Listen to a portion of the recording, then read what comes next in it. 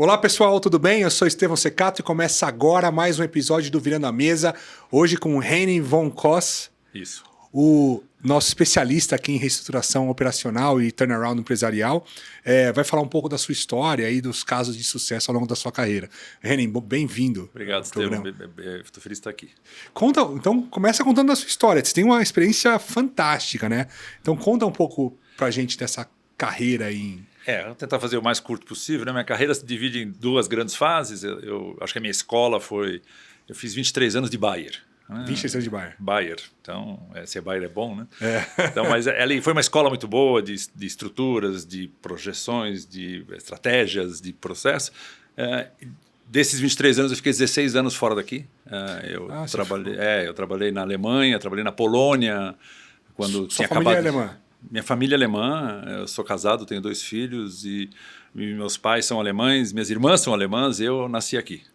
Mas, como todo bom alemão, você é alemão de nascença, né, pela ascendência. Mas desses 23 anos, 16 anos, eu acho importante essa fase da minha carreira, 16 anos foram fora. Então eu fui para a Alemanha, casa matriz, tudo muito bonito. Depois eu fui para a Polônia, logo depois que caiu o muro.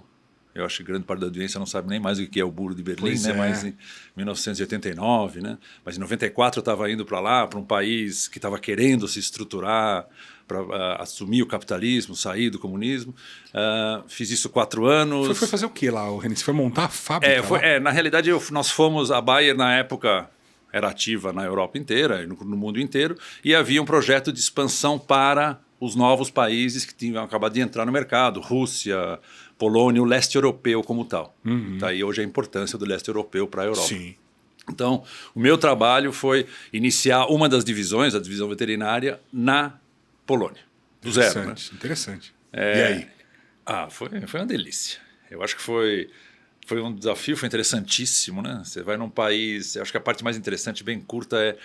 Você conversa com as pessoas que têm o desejo capitalista de entender essa nova coisa, mas ainda tem o comportamento e o pensamento comunista meio arraigado neles. Ou seja, eles fazem, as coisas se comportam. Vou dar um exemplo bem simples. Antigamente, no sistema comunista, fazer fila significa que no final da fila tinha uma coisa boa. Mas você põe uma fila fake no centro de São Paulo, junta um monte de gente. Bom, também tem isso. Mas lá, então, quando um dos maiores desafios do supermercado, quando começaram os grandes supermercados que não tinha, colocaram várias caixas, as pessoas faziam fila num caixa só, que era meio que automático. Caramba! Então, você tinha que fazer um trabalho de entender de onde elas estavam vindo, como elas estavam pensando, para você poder levar o seu conhecimento e a sua experiência para conseguir começar a transformar a empresa. Então isso foi para mim interessantíssimo, viajei o país, aprendi o polonês, tive que aprender, então foi bem interessante. Dali eu fui para a Colômbia, fui transferido para a Colômbia, ser líder da região andina, Venezuela, Colômbia, Peru e Equador. Toda essa situação atual da Venezuela aí. Pois é. Eu comecei a participar, na época era 98, Hugo Chávez estava chegando na Venezuela, a Colômbia estava no meio das guerrilhas. Era violento, era perigoso aquela época. Era na época as Farcs, não é? Eram as Farcs e o ELN, né, que eles chamam. Era a época que você tinha 3.500 sequestros por ano, você só andava de carro blindado, você estava numa gaiola de ouro ali. Mas era um país promissor, economicamente muito forte, sempre foi a Colômbia. Mas era um desafio muito grande e particularmente o meu, eu estava assumindo uma diretoria que estava há 23 anos no mesmo cargo, a mesma diretoria. Então você tem uma mudança cultural, um avanço tecnológico, um avanço de conhecimento que ficou no tempo ali. Então você tinha que trazer coisas novas de umas pessoas que faziam sempre a mesma coisa do mesmo jeito. Que nós vamos conversar disso mais tarde. Fiz isso na Colômbia, fui mais 2 anos para a Venezuela e voltei para o Brasil, onde eu fiquei responsável pela América Latina para uma outra área. Em 2006 eu saio da Bayer, 2006, e resolvo que, na realidade, todo esse meu conhecimento, toda essa bagagem, serviria para aportar para o mercado brasileiro. Esse era meu sonho quando eu saí, quando eu voltei eu comecei a fazer isso. E eu tive uma oportunidade muito interessante de trabalhar num frigorífico uma vez, com a Galeazzi, a famosa Galeazzi, na época do Cláudio Galeazzi. Eu fui trabalhar num frigorífico para quem trabalhava numa Bayer, trabalhar no frigorífico, no Mato Grosso do Norte, né? Aí eu sabia o que era arma na mesa, era bem complicado. E literalmente arma na mesa, né? No meio de uma cidadezinha desse tamanho para renegociar dívidas e assim por diante. Uma vez pegamos um em Aquidauana. O meu era em Vila Rica. Se você procurar no mapa, lá é no Xingu. E eu lembro que eu cheguei no local e me disseram assim, olha, você não vai poder ficar no hotel não, porque existem alguns pistoleiros na cidade para colocar um pouco de pressão no senhor. E aí você foi trabalhar com reestruturação já? Com reestruturação. Com reestruturação, era um frigorífico que tinha passado por um momento, na época da carne da Rússia, 2008, né, a famosa carne da Rússia.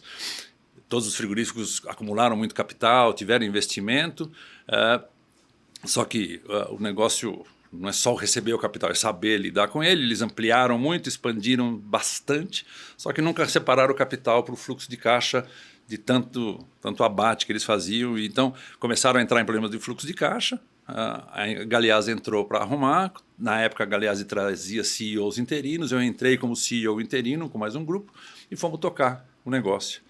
Era um sucesso na época. Era um sucesso a empresa, o conceito, a qualidade da carne, a qualidade do boi. Você começava a aprender sobre isso. Mas para mim, pessoalmente, como carreira, que é o seu tema aqui agora meu, era uma novidade. O que eu ia falar de boi no meio do nada, né? Eu sempre tive a estrutura da Bayer me sustentando e, de repente, era eu sozinho com o grupo. Então, foi bem interessante. Fizemos isso. Infelizmente, foi na mesma época que quebrou Lehman Brothers. Então, você, de repente, aprende que a falta de capital é um grande problema, coisas que você não aprende nas grandes corporações, quando você trabalha nas grandes corporações. Isso aí você está blindado. 0800 casa matriz, né? Acabou o dinheiro, me manda mais. Sim. Né? Aqui você começava a aprender essa dependência de capital, do capital do dono. Então isso foi bem interessante, como primeira lição. Me deu muita flexibilidade e me deu assim, uma exposição no mercado, que o mercado falou, pô, se o cara sai uma Bayer, né, com aquelas salas, e assim por diante, vai trabalhar no meio do Mato Grosso para tentar discutir com arma na mesa sobre... E dar conta, né? E dar conta de fazer isso, cria meio que uma imagem positiva sobre a flexibilidade que eu tinha. Então eu comecei a gostar desse mercado. Lá na Galeazzi, você estava na Galeazzi? Eu estava na Galeazzi. Tá. E a Galeazzi, coincidentemente, tivemos que sair por causa da quebra do Lehman Brothers, como eu falei. Eles foram para a recuperação judicial. Não é a minha praia a recuperação judicial, eu sei que você... trata disso também, mas recuperação judicial, para mim, é recuperação operacional. A judicial é um outro tipo de trabalho. Bicho, que eu respeito, acho válido, acho necessário às vezes, mas o meu foco é o operacional. Que na minha opinião, é o mais importante, porque a recuperação judicial, extra, qualquer que seja, você reestrutura o balanço. Mas tem que reestruturar a operação. A operação, que é o que eu sempre digo, né? Se você entrar na frente de um banco e falar para ele que eu quero reestruturar minha dívida, reestruturar meu pagamento, eu tenho que mostrar uma operação que garanta isso no futuro. Se não tiver isso, se não tiver operacional, vai ser meio que um voo de galinha, né? Se eu faço, resolvo, eu vou entrar no mesmo problema mais tarde. Aí eu saio disso e a Galeazzi estava fazendo um trabalho na Medial. Para quem conhece, nós vamos falar um pouco de saúde, né? Então, para quem conhece, a Medial Saúde era o grande plano da classe média, média alta aqui de São Paulo. A primeira a fazer IPO na época e assim por diante, a primeira a ir para o mercado de capitais. E aí eles estavam procurando um novo presidente. E a Galeazzi estava... dentro da Medial, fazendo um trabalho. E eu fui indicado por eles. Que ano que foi isso aí? 2009. 2009. Eu fui indicado por eles, conheci os fundadores da Medial. Para mim era o cargo dos sonhos, né? De repente você tinha uma área de serviços, 11 hospitais, 2 milhões de beneficiários. Era verticalizado? Não era verticalizado, é meio a meio. Era o que a gente chama de metade. Parte era verticalizada, os famosos hospitais Alvorada, tem um aqui do lado, né? Mas também uma grande parte era de livre escolha, ou seja, você tinha acesso aos mercados. Mas eram outros momentos, né?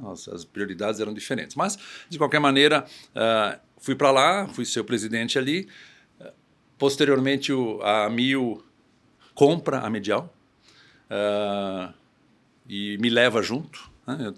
Eu fiquei um ano tocando o pessoal da Medial e da Mil no processo de integração, porque apesar de ter sido aprovada a compra, você precisa fazer toda essa parte de post-merge integration, garantia integração, garantia separação enquanto o CAD não decide, ou seja, você tem que manter uma empresa separada dentro de um grupo, mas ao mesmo tempo pertencente ao grupo. Aprendi a conhecer a genialidade dos fundadores da Mil, que eu achava e continuo achando a impetuosidade, o empreendedorismo e a genialidade desse pessoal.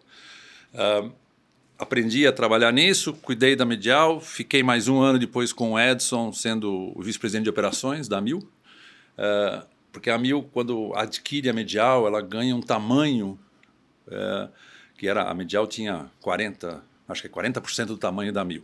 Nessa época da Medial, quais foram os maiores desafios? Medial e depois Medial mais Amil? Na época da Medial, que foi uma época curta, porque a compra foi logo depois, e aí transformou nisso, essa integração da Medial e não perda da essência da Medial, porque a Medial tinha um nome, tinha uma essência, você tinha uma atração dos médicos, o pessoal gostava de ser Medial, tinha uma identidade Medial. Cultura toda Medial. Uma cultura toda Medial que vinha sendo adquirida com um medo tremendo de uma cultura voraz da Amil, que, por não conhecer os detalhes, era uma cultura extremamente, não, nós ocupamos todos os cargos, nós mandamos tudo, então você começava a ter muito medo e muita perda de inteligência e conhecimento da Medial, que era o fator relevante para ela ter sido adquirida. Você sabe que essa parte de integração, quando a gente faz uma avaliação de M&A, bastante gente ainda negligencia a parte do fit cultural, né? Mas essa é a parte mais importante, né? Extremamente importante. Existe uma figura que eu usava para apresentar, inclusive na Medial, que era o iceberg, né? Então, sei lá, tá bonitinho, escritórios, balanços, né? Tanto que a Amil foi integrada no balanço da Medial por estratégia contábil, aproveitar prejuízos acumulados, assim por diante. Mas se você olhar de baixo o iceberg, a cultura, a forma de agir, essa proximidade e o medo que começa a rondear essa mudança que ninguém sabe lidar com ela. E no setor de saúde ainda é mais potencializado delicado. É mais delicado por conta dos médicos. Né? Médicos já têm as suas próprias características, e a Medial era uma empresa muito forte de imagem, né? Todo mundo gostava da Medial.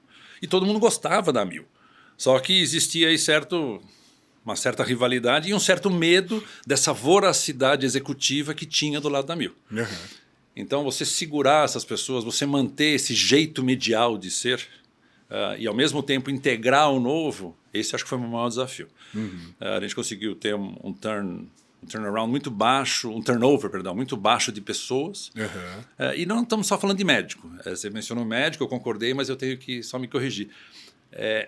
Nós vamos ver na saúde a parte técnica médica, enfermeiras, maqueiros, recepcionistas, corpo clínico, mas não é só isso, até recepcionista, ou seja, tudo que marca a Medial, você entrava no hospital da Medial, você sabia que você estava no hospital da Medial. Você tem uma espécie de comportamento esperado. Tá. E esse comportamento esperado, você não dá aula de comportamento esperado. Você simplesmente se comporta daquela maneira, né? E aí, fazendo assim um paralelo, o que eu aprendi na época da Bayer. Né? Uma vez eu sentei com o meu chefe, ele falou, eu posso colocar 6 pessoas aqui. Eu vou saber onde cada um trabalha em função de como você se comporta.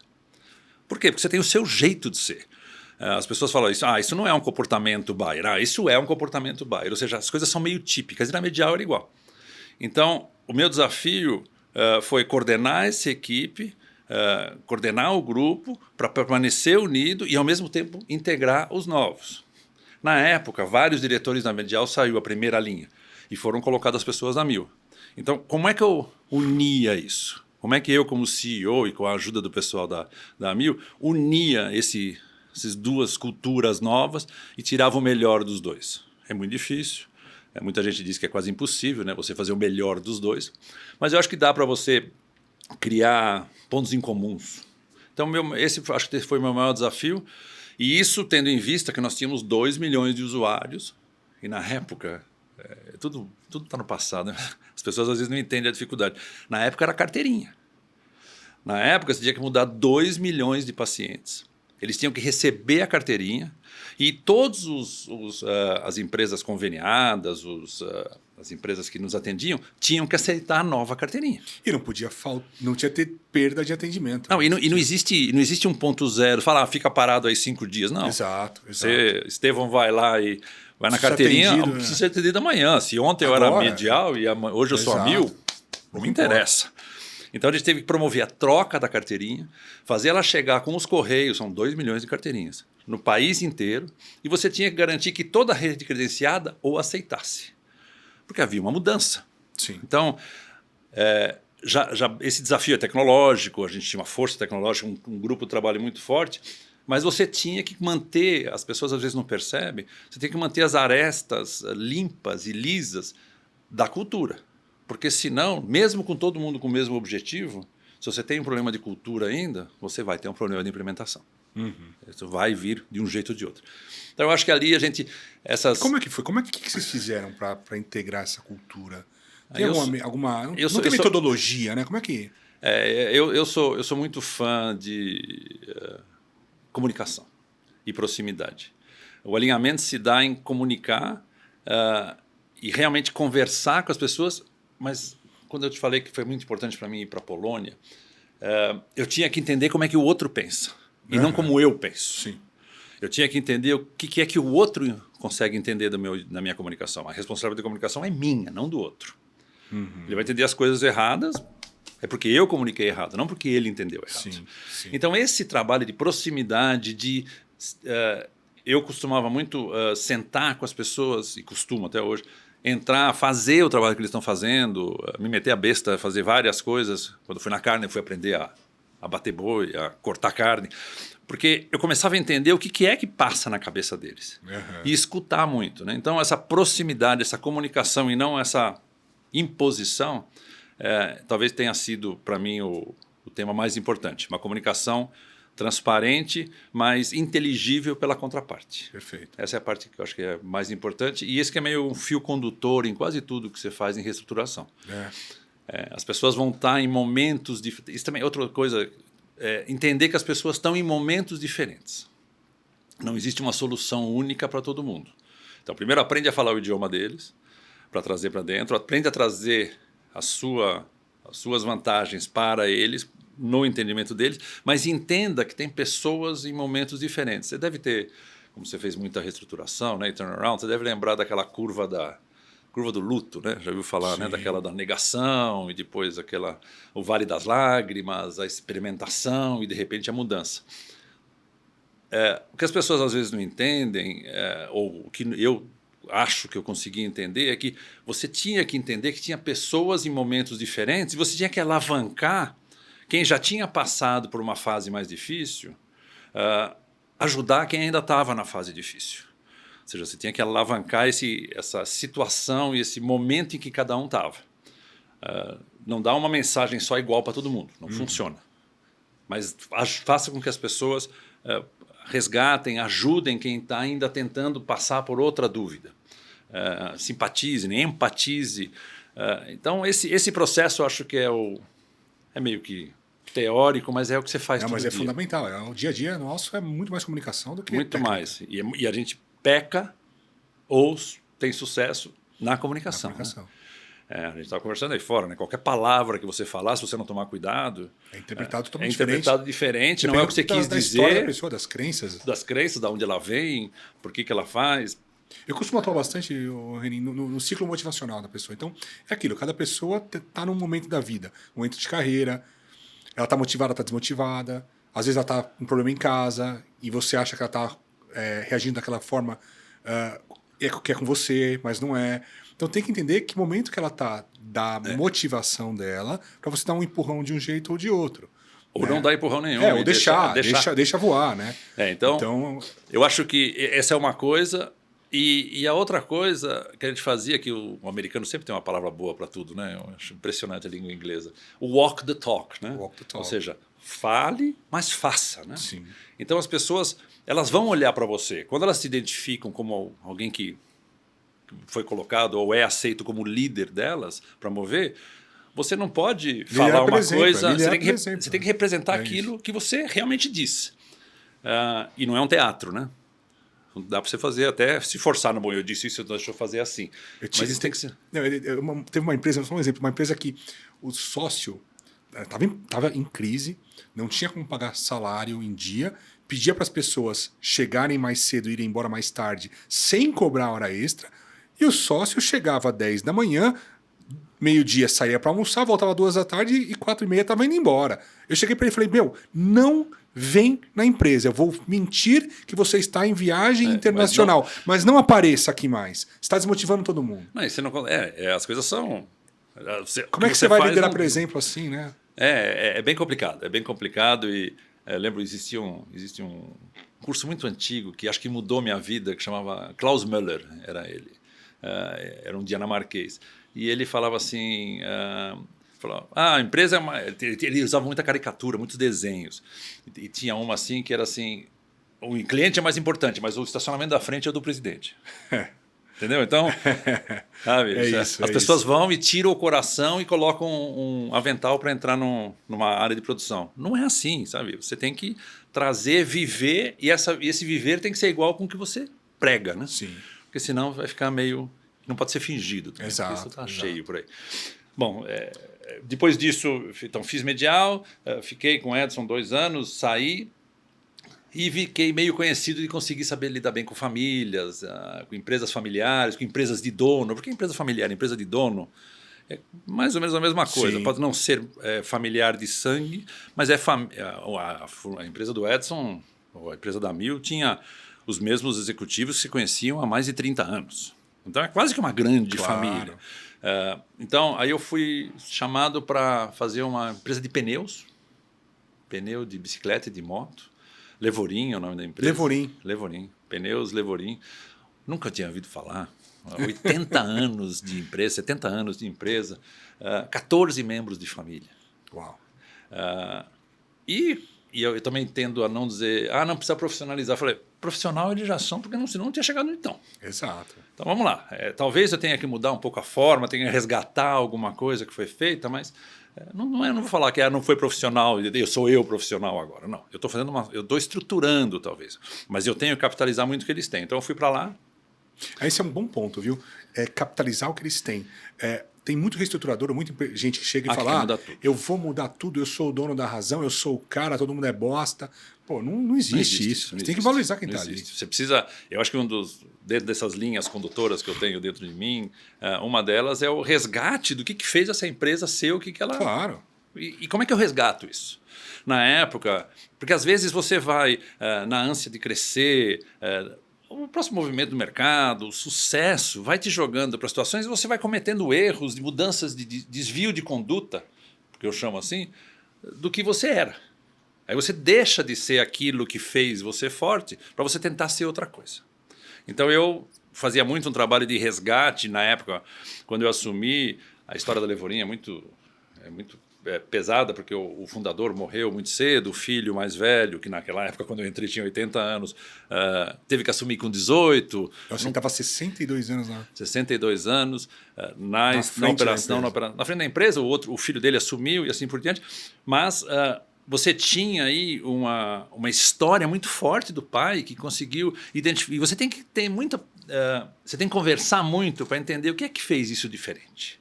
O que é que você fazia diferente dos outros? Então, uma coisa que ele fazia muito, ele não tinha o conhecimento de fazer pneu. Ele começou fazendo peças de carro importado, para você ter uma ideia. Mas ele aceitava conhecimento externo. Então, teve um cara que era da Pirelli, que tinha aposentado, ele veio trabalhar. Então, ele trouxe conhecimento, ele trouxe inteligência. E ele integrou ela. Ele não sabia, mas ele trazia as pessoas que sabiam. E aceitava. Que é super inteligente. Mas muito, muito difícil, né? Quando você tem sucesso, né? Quando você fala, não, eu sei como você faz. Não, entra e você me diz como eu faço. Claro. Né? Então, isso a gente fez lá. A empresa tinha crescido muito, tinha ampliado, tinha construído Manaus, estava entrando, sofria dos problemas decorrentes do sucesso. Foi para Manaus, abriu uma fábrica, dinheiro acabou. O mercado drenou o capital de giro. Drenou o capital de giro. O mercado chinês, que é onde produz. Se você procurar produtor de pneu de bicicleta fora da China, só tem aqui. Só no Brasil. Também tem os especiais na Itália e na Coreia. A gente acha que tem látex aqui, né? Mas não é só o látex, mas o tema... As pessoas foram para a China. É uma produção altamente manual. E eles ficaram. Mas eles tinham 80% do mercado de pneu de bicicleta. Perderam tudo. E daí nós vamos lá, passo a passo, resgatando, recuperando, baixando um pouco a bola, mostrando que a gente tinha potencial. A empresa... Começamos a estruturar qual que é o planejamento, por que a gente chegou aqui, como é que a gente redesenha, onde a gente posiciona, qual a tendência, todas aquelas coisas básicas. E depois de depois de 3 anos de trabalho, eu recebi uma proposta que eu vou falar depois aqui, e aí nós deixamos pronto o plano estratégico e a empresa foi vendida para a Michelin. E hoje é uma empresa independente da Michelin.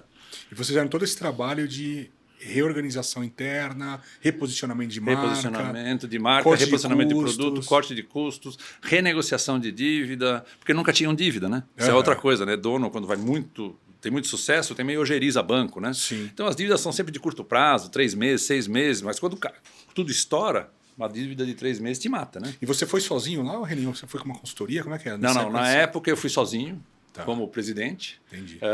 Era o primeiro presidente fora. Eles tinham um conselho... Foi o primeiro presidente que não era da família? Primeiro presidente não era da família. Interessante. Assumindo depois de do filho ter estado lá há 20 anos. E o filho foi... E o jogo de egos tinha ou não? Eles eram... Não, existia, sempre existia o jogo de egos. Existe aquela famosa publicação da Harvard que chama Sociedade de Primos, né? Ali eram muito primos já. Uhum. Então os interesses começam a mudar. Não é mais o que a gente chama farinha do mesmo saco, né? Ou seja, quando são os filhos, você ainda tem eles meio unidos, mas quando é os filhos dos filhos, não tem essa proximidade. Você começa a dissipar. Vieram mais acionistas do que... mais acionistas, mas que ainda tem as suas rixas de você está fora e eu estou dentro, você não ajuda a empresa, você saiu. Seus silos também. Né? Teve uma época que eles tiveram 11 diretorias para os 11 filhos. Entendi. Então, era toda uma tentativa válida, que não dá para questionar, mas que não deu certo. Uhum.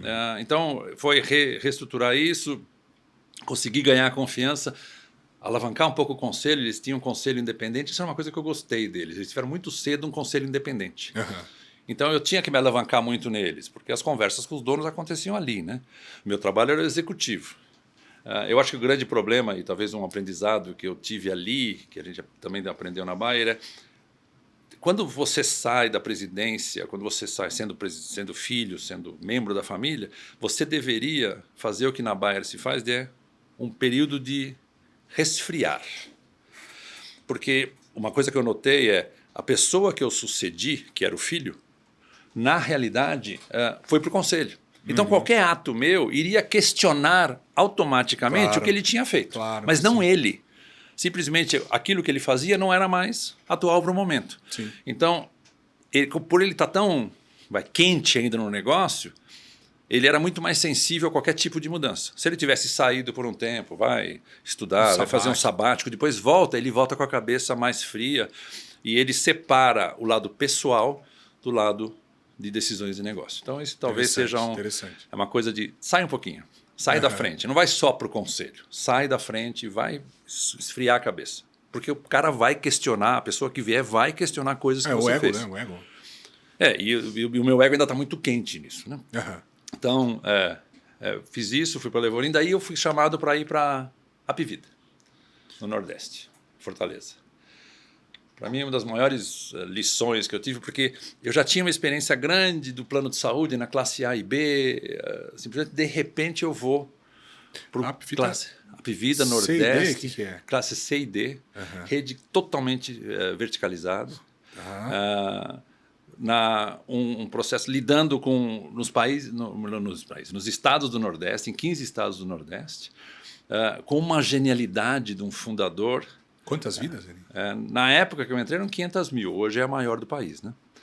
Hoje eles compraram várias empresas, expandiram naturalmente, expandiram organicamente e depois compraram aqui, ou fizeram um merger, uma união com a Intermédica. Uhum. Então viraram a maior empresa de saúde do país.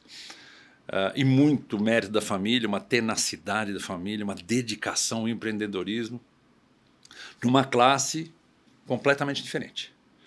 Então você vem aqui de alguém que gosta de ir em hospitais de nome, onde a rede é importante, onde quanto eu pago, né, que tipo de exames eu consigo no Fleury, eu consigo no Einstein, eu consigo para você ir num local onde o cliente principal é alguém que saiu do SUS para entrar num plano suplementar privado, que tem uma expectativa muito diferente. Por sinal, um dos grandes segredos que eu acho que salva a saúde no futuro é você entender a expectativa do seu público, o público que você tem. E não se meter a fazer... Entregar mais do que precisa. Ou entregar mais, ou então não entender essa expectativa. Nós podemos fazer essas óbvias, né? Como, por exemplo, a classe C e D, que vem do SUS, tem uma expectativa, a classe A e B tem outra. Mas eu também vou falar millennials. Como é que o millennial pensa saúde? Como é que você influencia esse cara? Como é que você conversa com ele, né? O que é que ele quer? Ou então, Prevent Senior. Minha mãe tem Prevent Senior. Minha mãe não quer ir no Einstein. Minha mãe quer ter um hospital que ela possa ir e um médico converse com ela. Ela não tem mais essa ambição, ela quer acolhimento. Não tem esse glamour de eu estou indo no Einstein ou eu estou indo no Sírio, por melhores que sejam os hospitais, mas existe um pouco dessa marca, né? Sim. Ou eu vou ter meu parto no São Luís. E assim por diante, porque o bebê vai vir no meu quarto e assim vai ser lindo, e eu vou ter uma hotelaria maravilhosa. Então são valores completamente diferentes. E aí eu vou para o Apivida, tenho um banho de lição, de humildade, de espartanismo na forma de lidar com as coisas. Ao mesmo tempo me assusta um pouco a quantidade ainda, até hoje, de presença da família, influência da família, e um pouco meio de imposição que acontece ali. Então você tem o tema das decisões muito centralizadas, esse foi meu grande questionamento. Eu vou lá como vice-presidente de operações. Tá. E o projeto era estruturar e dar um pouco de... estruturar uma arquitetura para garantir esse crescimento que a gente estava tendo, né? Ela crescia a passos largos. Era o grande correndo por fora, né? Ninguém aqui os planos concentravam em São Paulo e Rio. Não tinha ouvido falar a vida até o IPO. E as pessoas olham e falam Happy Vida, de feliz. Não tem nada a ver com isso, né? Começa daí, né? Happy vem do quê? Vem de Hospital Antônio Prudente. Porque o Dr. Cândido, que é o fundador, ele é oncologista, e ele veio para cá e ele admirava muito um dos professores que era o oncologistas famosos, que é Antônio Prudente. E ele criou um hospital lá chamado Hospital Antônio Prudente, que, por sinal, só por curiosidade, foi um hospital de alto luxo para a classe AAA de Fortaleza, quando ele criou. Mas que virou, por N razões, para virar o hospital referência deles para a classe C e D da rede verticalizada dele. Fiz o Apivida, voltei para cá e o resto da carreira é muito mais pontual. Estava com uma colega aqui. Mas na Apivida, o que vocês fizeram? Meu trabalho era como é que eu garanto uma estruturação de todas as áreas. Ou seja, primeiro, identificar o que estava faltando, porque uma coisa que me preocupava muito, que eu dizia para o Dr. Cândido, era, olha, Dr. Cândido, a gente precisa tirar a identidade do Dr. Cândido e levar uma identidade Apivida para o Apivida. Ou seja, o que é ser Apivida? Não é fazer como faz o Dr. Cândido ou como faz o Jorge. Ser Apivida é uma outra identidade. Como é que eu crio uma identidade institucional apoiada naquilo que a gente falou antes, de eu resgatar o que marca o Dr. Cândido? Qual a forma dele ser? O que é que faz ele diferente?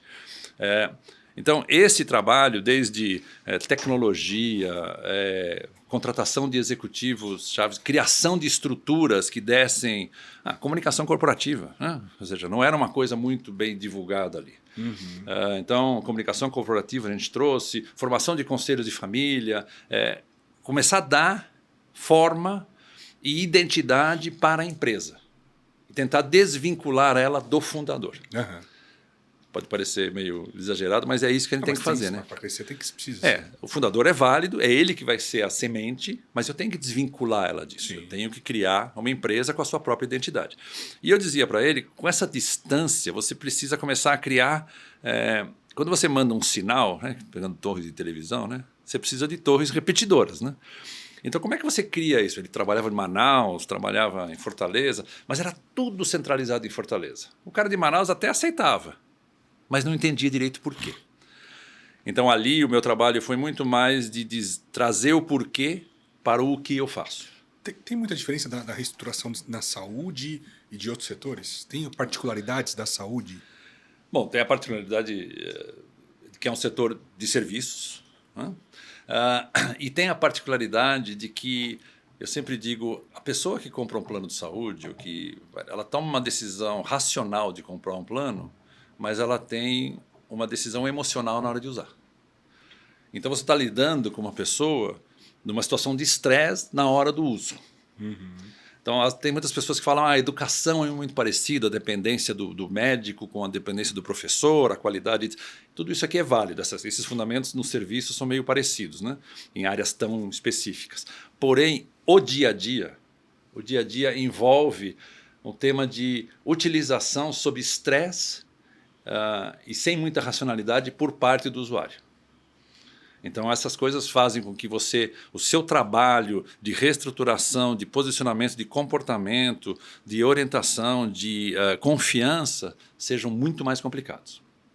Você pode ser impositivo, você olha, é isto, e se quiser você vai brigar comigo na lei, ou você pode ser inclusivo, você fala, deixa eu criar confiança. E além do mais, existe um problema aqui sério nos planos de saúde, diferente talvez da educação, porque o conceito de saúde suplementar é muito novo, né? Ele tem 22 anos, 24 anos. Ele foi alterado com a Lei 9656 de 1999. Então, nós passamos pelas dores da infância, da adolescência e hoje estamos na fase adulta dos planos. Mas os planos eram tradicionalmente muito vorazes, muito fortes, muito impositores, criaram uma imagem de ser restritores, eu vou restringir, eu vou questionar, eu vou assim por diante. Eu vou glosar, eu vou fazer o que seja. Então se criou uma imagem onde nós temos aí eu chamo de triângulo das Bermudas. Tá? Então você fala assim, você tem o médico, você tem o paciente e você tem o plano de saúde. O médico é meu colega, cooperativismo, né? Afinal eu sou um plano de saúde também, então é meu colega, eu tenho a relação com ele cooperativista, ele tem a relação de confiança com você, usuário, e você, usuário, olha para mim e fala, você só quer economizar custo comigo, né? Sim. Você vai querer glosar, você vai querer evitar. Então, como é que eu quebro esse círculo?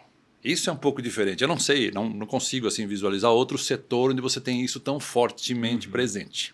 Seja pelas ações que foram tomadas, seja pela estrutura do setor, seja pelo tipo de negócio que se... Eu acho que tem mais um player nisso aqui, que é o operador hospitalar, né? Que ainda tem isso, essa bagunça toda aí também. Na realidade, o ecossistema de saúde, você é bem lembrado, o ecossistema de saúde é muito complexo. Sim. Você tem a agência, né? Vamos começar por aí, né? A agência que regula e que, com todo o direito que ela tem de regular, mas que, como todas as leis, parou no tempo. Eu acho que ela não evolui.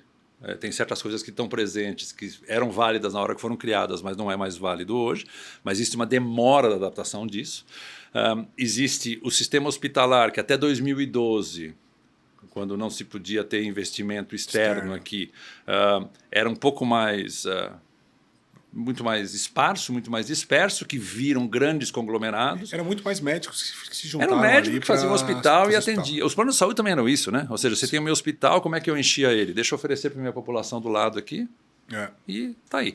Mas tudo isso foi evoluindo, mas no passado os hospitais eram muito oprimidos pelo poder de negociação do plano de saúde, né? Se vinha uma Amil conversar com você com 6 milhões de pessoas, você vai falar, vou falar o quê, né? Vou fazer o preço que você quer. E eles evoluem para uma massa crítica tremenda, enorme, Redditor, os grandes hospitais, mas especialmente as grandes redes, a Redditor é o exemplo, que passam a ter um poder de negociação fora do comum e de tu a tu com o plano de saúde. Então começa aí. Começa aí uma discussão. Abre o jornal, todo dia tem uma, né? Tem o descredenciamento da Redditor no Rio de Janeiro, né? Tem esse movimento. Existe todo o tema de evolução dos quadros, do que se trata, qual a função, qual a obrigação da saúde, imposta, seja pela opinião pública, seja pela lei, seja pelo rol de procedimento, seja pela opinião médica. Veja o exemplo hoje que nós temos do desafio de saúde mental, né, que hoje é mais caro quase que a oncologia, em gastos com o plano de saúde. E como é que você vai discutir isso?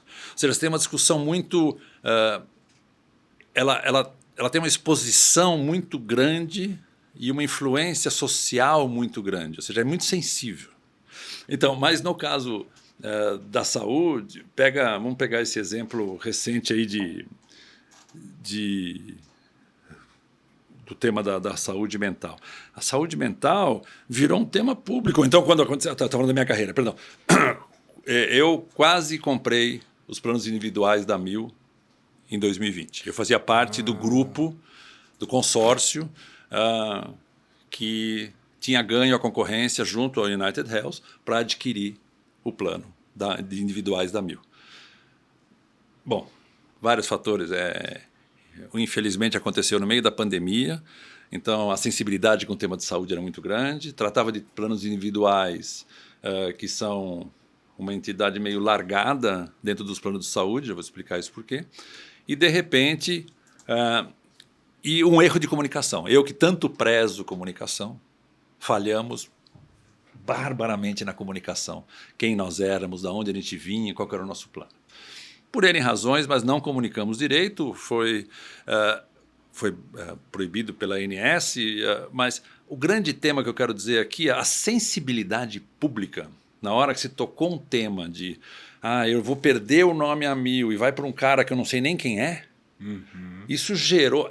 As pessoas esqueceram os elementos racionais, porque não interessa quem que é o sócio da empresa, o que interessa é qualquer empresa. Quem vai operar o negócio. A empresa tem um negócio, quem vai ser os diretores?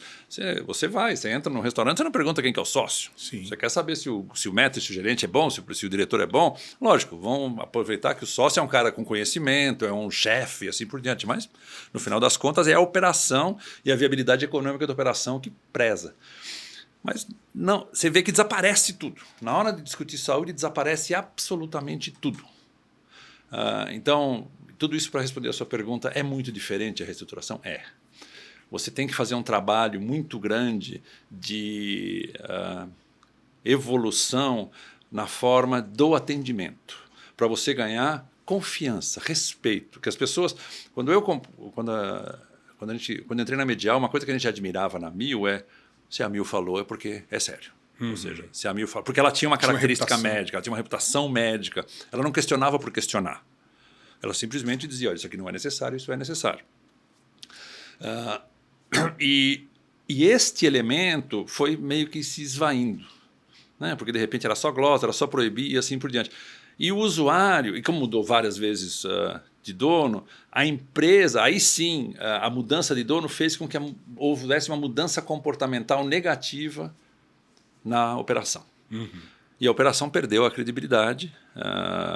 Você não acreditava mais, seu médico ganhou força, os influencers que começam a falar ganham força. E esses influencers fazem parte do mundo digital, nos quais os planos de saúde não estão fazendo parte ainda. Pois é, né? Eles não sabem fazer parte, não só os planos de saúde, né? Mas essa história de digitalizar, todo mundo acha que é ter uma página no Facebook e responder post. Não. Você tem que saber falar o idioma deles, você tem que saber ser influencer. Você precisa saber levar as coisas e ter isso no seu DNA. Eu li uma vez alguém que falou uma vez, se você tem uma área de digitalização dedicada na sua empresa, você não é uma empresa digital. Isso aí tem que estar enraizado em todas as áreas. Na empresa como um todo. Mas nos planos de saúde isso ainda não está. E a relação de... no plano de saúde você tem uma situação, ou na saúde, você tem uma situação complicada, porque... Vamos lá. Quanto tempo eu vou ficar com você como paciente, como beneficiário? Até você ter a sua empresa querer comprar um outro porque pegou um preço melhor, ou até você querer mudar porque você saiu da faculdade e você agora vai ter um plano da empresa. Então, essa longevidade do beneficiário passa a ser um problema na leitura antiquada do plano, que fala, por que eu vou cuidar tanto dele se ele vai embora amanhã? Fidelização, né? Não é nem a fidelização, porque existe muita gente que fala assim, deixa eu... Prevenção, deixa eu começar a acompanhar você, saber de você, te ajudar, interagir com você, para que você sempre seja uma pessoa saudável, promover saúde. Mas, às vezes, isso perde dentro do plano de saúde, isso perde interesse. Porque falar, esse cara vai embora amanhã, eu vou ficar fazendo uma coisa e vou entregar um cara muito bonito, bem saudável, sem problema nenhum, para o meu concorrente. É uma mentalidade míope. Sim. Porque, ao mesmo tempo, se você faz isso... Não, e se ele ficar, é bom. E se você fizer isso e o outro também fizer, você provavelmente também vai receber um cliente bom. Sim, exato. Então, mas hoje nós temos medo de receber o cliente que a gente chama de carro batido, né? Eu tenho medo de receber, que nem nas seguradoras, né? Isso aqui tem algum problema, né? Ou seja, não, eu preciso criar uma cultura onde eu promova isso. E essa promoção também é muito mais complexa, né? Não é tão simples assim. Mas então você tem essa mentalidade aí muito imediatista, então, consequentemente, fica difícil você criar uma cultura interna onde exista essa preocupação. E aí você pode ir desde as coisas mais simples, vou dar um exemplo que muita gente vai me questionar, vai me xingar, né? Mas tudo bem. Você fala assim, quando alguém chega no hospital, como é que você treina o seu porteiro? Você vai falar, bom dia, tudo bem com o senhor? Óbvio que não está bem, porque senão não estaria no hospital, aqui, né? Exato. Então, na realidade, você tem que até mudar o idioma, né? Você tem que falar, como é que eu posso lhe ajudar? O que eu posso fazer para lhe ajudar? O senhor precisa de alguma coisa? Qualquer que seja, não sei aqui qual que é a resposta, mas esse processo de você interiorizar a experiência do paciente, se fala muito, mas realmente interiorizar isso no seu corpo clínico, para que a experiência dele seja boa, já é um passo fundamental para ele confiar no que você faz. E depois essa orientação de realmente eu quero promover a sua saúde. Mas como é que eu ganho? Porque se eu falar para você que eu quero promover a sua saúde, você não vai acreditar. O plano de saúde carrega uma imagem muito delicada. Então, tem que fazer uma limpeza dessa imagem.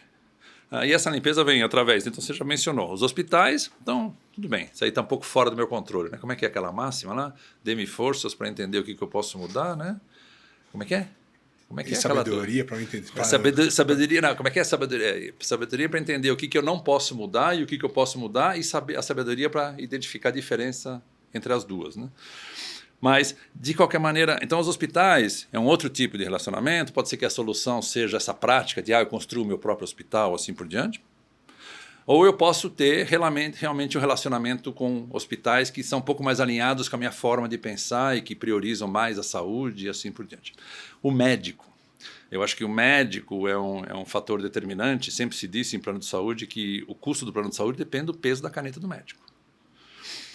Então, o médico ele precisa entender por quê que ele está fazendo. O pessoal fala, não é que o médico... Médico bom é que pede uma bateria de exames por mês. Isso na visão, às vezes, do usuário. Você entendeu? Exato. Ou na visão do médico. Ou na visão do médico. Ou é mais fácil. Vou pedir tudo. Mas ou é fácil. Sobrecarrega o sistema. Mas acontece também que ele está num dilema entre... Se ele não pedir, o usuário vai falar, mas por que você não pediu? Você é um péssimo médico, né? Então, mas tudo bem, esses talvez sejam exemplos muito pontuais, mas você pode dar um passinho mais para trás, e acho que o exemplo da Kaiser Permanente na Califórnia, para mim, é um dos melhores, ou seja, procure médicos alinhados com a sua forma de pensar. Procure médicos que acreditam em medicina baseada em evidência, que acreditam no convencimento do paciente sobre a necessidade. Vou dar um exemplo muito... Não sei nem se vão ter que cortar depois, mas... Outro dia eu estava jogando golfe e tinha um amigo meu que está chegando nos 60, que ele falou, nossa, agora eu não vou precisar mais fazer, meu urologista vai ficar mais fácil, porque agora eu posso fazer a ressonância magnética da próstata. Eu não sou médico para dizer se é melhor ou pior, mas parte da sua decisão, se você vai fazer ressonância magnética ao invés do toque, é por causa do seu tema cultural, de não querer fazer um toque. Agora, ele não vai olhar para o ponto de vista do custo. Exato. Ele não vai saber se uma ressonância magnética vai precisar de 10 mil reais para ligar e o médico é um toque que talvez vá comprometer minha hombridade, né, na cabeça do tradicional. É o mesmo caso do custo elevadíssimo da cirurgia com robô num plano que não cabe. Então, eu acho, e esse às vezes é difícil, porque você vai encontrar aqui na sua audiência gente que fala, mas a gente precisa do melhor da tecnologia. Às vezes você não precisa da melhor tecnologia, lógico que você vai precisar dela, mas você não precisa dela sempre.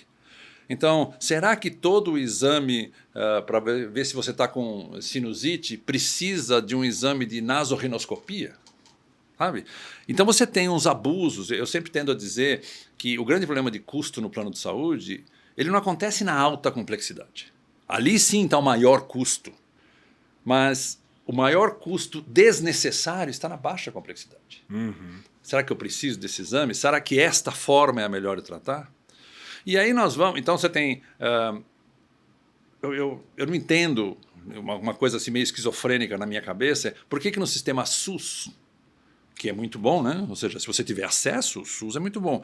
Mas você vai primeiro para um médico de família, se promove isso, né? Deixa o cara que te conhece, o cara ver que se o sintoma que você tem é realmente o sintoma que indicaria um outro ou é uma coisa passageira. Para isso que é o médico da família, né? A gente tinha isso quando era criança, né? Todo mundo sabia, e ele conhece seu pai, né? Seu pai teve isso, então provavelmente você vai ter um pouco disso. Tudo indica que... e se ele sentir que precisa de algo mais, ele vai te mandar para o especialista. Funciona assim, o SUS aplica. Você no plano de saúde, você não só tem acesso irrestrito, com conhecimento limitado, seu, ao especialista. Você está com uma dor de cabeça, você quer ir num neuro, né? Por que você quer ir no neuro? Quando você está com uma dor aqui no peito e, de repente, pode ser um problema ortopédico ou pode ser um cardiologista. É você que decide isso. E, além do mais, o sistema exige que você dê o atendimento a esse especialista num prazo X. Então, sabe, você coloca o plano de saúde na parede e fala, pô, como é que eu vou ter que, no meio de Manaus, conseguir um neuro para atender um cara que quer um neuro? E a ANS deu o direito dele de ter acesso ao neuro. Não quer dizer que ele não precisa ter acesso ao neuro, tá? Mas eu acho que... Estou pegando um caso extremo. Claro.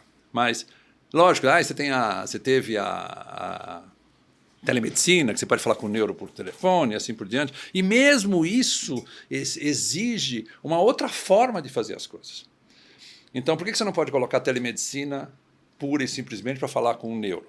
De longe. Você vai precisar de um médico lá que entenda a pergunta que o neuro está fazendo para traduzir a pergunta para o paciente. Porque você imaginou, você está fazendo uma consulta com o neuro no meio do nada, e de repente vem uma pergunta e você não sabe como responder, você precisa de um médico que te explique, que perceba a sua linguagem corporal. Então, um dos sucessos da telemedicina é você tem um médico generalista do seu lado. Você tem o neuro ou o cardio, o que seja, essa pessoa conversa, faz a pergunta, essa aqui traduz, vai para cá e dá a resposta. O que é tudo isso? Você pode parecer desconexo, né? Se alguém olhar a gravação aqui, vai ver que eu pulei de um lado para o outro. Mas isso criou confiança, isso criou que as pessoas se preocupam comigo. E que o médico está dizendo para mim é uma coisa certa, mas é o médico do plano. Né? Então, o plano está preocupado comigo. E quando o plano questiona, eu devia escutar o plano. Mas hoje não. Quando o plano questiona, eu prefiro ir no judiciário e fazer ele me pagar. Porque eu quero, porque o Dr. Google me disse que é isso, e porque o meu médico falou, olha, isso aqui seria melhor, mas seu plano não quer pagar. É uma equação complexa. É muito complexo, mas eu acho que tudo se baseia no tema de... É que a palavra é muito forte, né? Esse tema de confiança, mas ao mesmo tempo, tecnologia, uso de tecnologia. A Kaiser Permanente, eu fui fazer um curso com eles e vale a pena para quem tem interesse, chama Learnings from Kaiser Permanente. Acontece uma vez por ano, acho. E eles compartilham com você tudo que eles fazem e por que eles têm sucesso.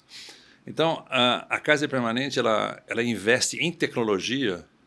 Acho que na época que eu fui lá, em 2016, eram 4 bilhões de dólares por ano. Eles têm, eu vi lá na época, era 12 petabytes de dados dos pacientes. E aí vocês devem ter visto em todas as suas conversas, se você tem dados e você sabe trabalhar esses dados, você tem a faca e o queijo na mão. Sim. Então, eles têm uma montanha de dados, não um cemitério de números. É uma diferença entre ter um cemitério de números e uma montanha de dados. Eles têm uma montanha de dados que eles utilizam inteligência médica para melhorar a sua saúde, para identificar situações que evitem que você entre numa complicação maior. Então, por exemplo, está certo que eles têm uma rede fechada, mas a gente acha a solução para todas as outras. Mas na rede fechada é todo ponto de contato que você tiver com a Kaiser Permanente, todo. Aqui, você me apresentou a sua assistente. Se eu falar com ela, ela vai ver minha ficha e vai falar, olha, está na época de você fazer seu exame XYZ. Ele não vai esperar eu falar com o médico. Ou seja, toda a interação... O preventivo, né? O preventivo, mas ele bem trabalhado. Também. E preditivo. Então, você faz o preditivo, você coloca o preventivo no meio da história e você atua sobre o paciente. Então, o paciente se vê cuidado. Sim. Eu não sei se você tem avó ainda, mas é isso, sabe? A sua avó quer um médico que liga para ela. Sim, e minha mãe quer alguém que liga e fala, a senhora está bem? Tudo bem com a senhora? Com isso, o que você faz? É uma situação. A partir do momento que você dá atenção para uma pessoa de idade, eu vi na minha mãe, ela deixa de ter ideia de subir na escada para pegar o sal que estava lá em cima e cai da escada, quebra o fêmur, não fica muito tempo quieta no lugar e começa a ter depressão, aí... Então, porque esses são os problemas que você tem ali. Então, você tem que trabalhar naquilo que importa para aquele paciente. Mas você tem que ser o plano que tem que ter evoluído para isso. Por enquanto, o plano ainda está na história de corta, questiona, faz. E teve já uma época boa. Mas... E aí você vai... E aí, bom, não vamos nem falar de judicialização, né? Que isso aqui é outro problema, não é só na saúde. E você pega esse tema... então, é tecnologia... comunicação, proximidade, evolução da regulação. Eu não gosto de falar de mudança, mas eu acho que ela tem que evoluir para os tempos atuais. E você tem esse comportamento dentro do seu público. Então, pegando o exemplo, porque as pessoas falam, como é que ia dar certo o seu plano individual, né, se você não tem a força da Amil? Eu falei, olha, a força de uma grande empresa, quando você só é 10% do negócio dela, não está voltada para você. O plano individual, o plano corporativo é assim, eu converso com o chefe do RH, eu converso com o Estevão, que é dono da empresa, vamos promover aqui uma mudança comportamental, então eu tenho alavancas em vocês para começar a mudar o comportamento de todo mundo da sua empresa. Fazer um grande programa de perder peso, não sei o quê, qualquer seja. Como é que eu faço isso no individual? Eu tenho 300 mil pacientes distribuídos no São Paulo, Rio de Janeiro, no caso, na época, São Paulo, Rio de Janeiro e Paraná. Como é que eu faço isso? Como é que eu chego nesse pessoal? Como é que eu influencio ele? E tudo que eu desenho no plano de saúde está feito para empresas. Não está nada feito para eles. Então é uma porção esquecida, que eu só vejo ela quando? Quando ela aparece no meu hospital. Quando ela fala comigo sobre algum problema. Então eu tenho que me adiantar a isso. Por que não fizeram até agora? Primeiro, porque não é foco. Segundo, porque não existia a ferramenta. Hoje a tecnologia permite que eu acesse esse pessoal. Hoje eu consigo conversar com todo mundo. Eu consigo, através de redes sociais, aplicativos, o que seja, qualquer que seja, eu consigo conversar com essas pessoas e consigo influenciar elas. Então entenda o seu público, trabalhe esse seu público, entenda as necessidades dele, tente não misturar os seus públicos, é o que eu faria. Tá? Influencie o médico, traga o médico para o seu lado, deixe ele decidir, faça com que ele entenda por que ele está fazendo. As pessoas falam, o médico não quer saber, quer sim. Ninguém estuda 8 anos, 10 anos. Outro dia eu vi que um neuro tem que estudar quase 12 anos para simplesmente ver se ele ganha mais ou menos. Ele tem uma sede de conhecimento, ele tem uma sede de aporte, ele tem uma sede de propósito. Então começa a trazer isso para ele. Envolve ele. Faz ele ajudar a decidir. E explica, porque também, mas ele não entende, ele pede a coisa mais cara. Ele sabe que é a coisa mais cara. Ele sabe que é o que tem. Ele está pensando nisso. Eu quero falar no microfone, então está aqui. Eu não quero saber se daria para eu colocar outro. Envolve ele. Ele vai te dar a solução. E depois, como eu disse, não esqueça o seu corpo clínico, o seu corpo de trabalhadores. Eu acho que esse é uma grande falha que houve quando o Apivida veio para São Paulo. Isso eu acho que é uma situação muito clássica. Uma coisa é você fazer o seu negócio no Nordeste quando você é o elefante, líder absoluto, 60%. Qualquer um que vai trabalhar com você ou não vai trabalhar em lugar nenhum. E quando você vai para o Sul, onde se eu não trabalhar com você, filho, eu trabalho no próximo hospital aqui. Então eu preciso ter você do meu lado. E para isso eu preciso te envolver, não te impor as coisas. Perfeito. Bom, papo excelente, Renin. Obrigado pela presença aí. Foi um prazer bater esse papo com você. Pessoal, muito obrigado. Ficamos... De novo, porque você agradeceu, ele que tem que finalizar. Tá bom. Eu que tenho que agradecer. Então vai, Renin. Não, eu que quero agradecer primeiro pela oportunidade. Desculpa se eu me estendi demais, mas eu me empolgo muito com o tema. Mas eu acho que conversar com você é sempre uma delícia, porque a gente sabe que mesmo você não falando, eu sei o que tem por trás de você e como você move isso. Então, para mim, isso é uma oportunidade muito grande. Obrigado. Seus telespectadores me perdoem se eu avancei o sinal em algumas áreas. Excelente. Mas obrigado por tudo. Obrigado, pessoal. Nos vemos na próxima e até breve.